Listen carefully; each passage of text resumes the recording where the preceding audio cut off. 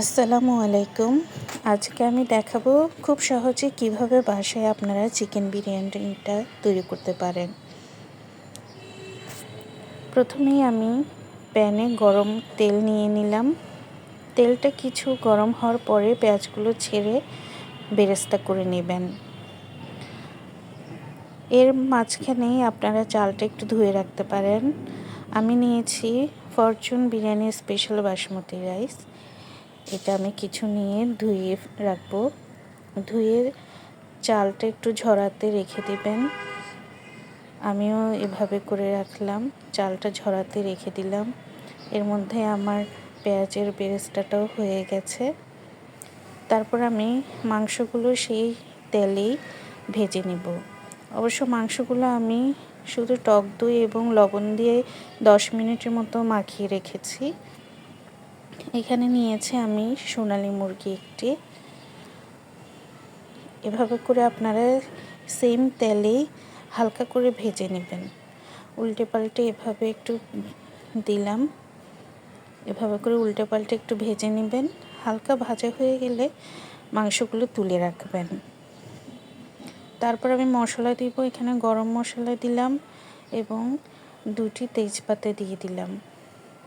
হালকা একটু ভাজা হয়ে গেলে আমি মশলা নিয়ে নিলাম। এখানে পেঁয়াজ রসুন আছে, পেঁয়াজ রসুনের পেস্ট, আদা পেস্ট এবং বাদাম পেস্ট।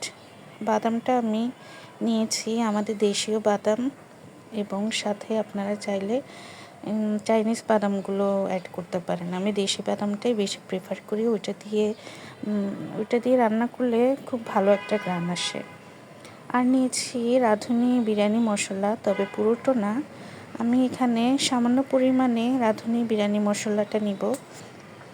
সাথে আমার তৈরি বাসার স্পেশাল মশলা, যেটা আমি পরে আপনাদেরকে আবার শেয়ার করব ভিডিওতে, কি দিয়ে আমি স্পেশাল মশলাটা তৈরি করি বাসায়। দুটো মশলা আমি একসাথে মিক্স করে নিয়েছি এখানে।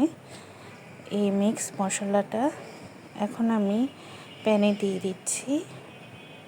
ভালোভাবে প্যানে দিয়ে হালকা একটু আপনি পানি মিক্স করবেন এবং সাথে একটু টক দই দিয়ে দেবেন। এখানে আমি 2 চামচ টক দই দিয়েছি। এবার ভালোভাবে নাড়বেন। নাড়া হয়ে গেলে একটু পানি দিয়ে কষানোর জন্য রেখে দিবেন কিছুক্ষণ। এই যে দেখুন আমার কষানো হয়ে গেছে। আমার কাছে একটা টমেটো ছিল, সেই টমেটোটা আমি কেটে সেখানে দিয়ে দিয়েছি।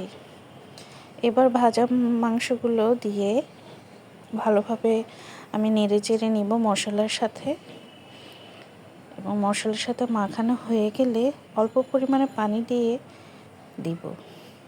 এই যে দেখুন আমার মাংসটা কিন্তু হালকা কষানো হয়ে গেছে। সেই কষানো মাংসের মধ্যে আমি চালগুলো দিয়ে একটু নেড়ে চেড়ে দিলাম, একটু ভালোভাবে মশলাগুলো চালে যেন ঢুকে। এবার আপনি আপনার পরিমাণ মতো পানি হিসাব করে দিয়ে দিবেন এবং সাথে চালের জন্য আরও কিছুটা পরিমাণ মতো লবণ অ্যাড করে দিবেন। তারপর ঢেকে রাখবেন 10 মিনিটের মধ্যে, অল্প আঁচে ঢেকে রাখবেন। এবার ঢাকনা খুলে দেখুন যে ভাতটা প্রায় সেদ্ধ হয়ে গেছে। এবার এই ভাতটা আমি বিরিয়ানিটা একটু আলতোভাবে নেড়ে তার উপর এখন পেঁয়াজ বেরেস্তা দিয়ে দিব। দেখুন আমি পেঁয়াজের বেরেস্তা দিয়েছি, সাথে কিছু কিশমিশ দিয়ে দিব এবং কাঁচামরিচ, আপনার পছন্দ মতো কাঁচামরিচ অ্যাড করে নেবেন। কাঁচামরিচ অ্যাড করে নেওয়ার পর আমি একটু আলাদা একটা কাপে গুঁড়া দুধ মিক্স করে রেখেছি গরম পানির সাথে। এই গুঁড়া দুধটা 1 কাপের মতো হবে। গুঁড়া দুধের মিক্স পানিটা দিয়ে দিয়েছি চারদিকে। আপনাদের কাছে যদি ঘি থাকে তাহলে ঘিটা একটু অ্যাড করে দিবেন, খুব ভালো একটা ঘ্রাণ আসে। যেহেতু আমার বাসায় ঘি ছিল না তখন, তাই আমি আর তা দিতে পারি নাই। এবার আবার হালকা আঁচে ঢাকনা দিয়ে রাখবেন আরও 10 মিনিট। একদম লো আঁচে চুলায় হালকা আঁচে দিয়ে রাখবেন, ঢাকনা দিয়ে রাখবেন।